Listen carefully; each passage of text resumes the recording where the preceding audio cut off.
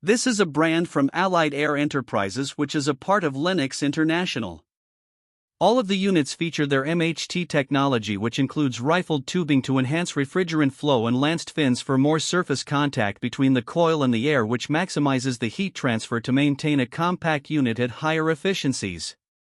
They use louvered panel construction, which provides superior protection of the condenser coil from hail and other mechanical damage.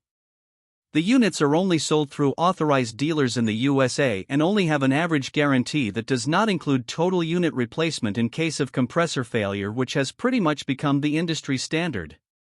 They are field convertible between horizontal and down flow and have a drain pan float switch that shuts off the unit if the condensate drain gets clogged. This prevents damage to interior spaces from condensate dripping down from the roof.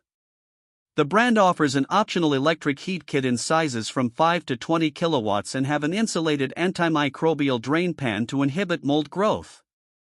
They use R-410A refrigerant, which is not as good for the planet as brands with R-32 refrigerant. The units use quiet shift technology, where the compressor is turned off prior to entering or exiting the defrost mode, which lowers the pressures and makes for quieter operation, as well as minimizing the wear and tear on the reversing valve.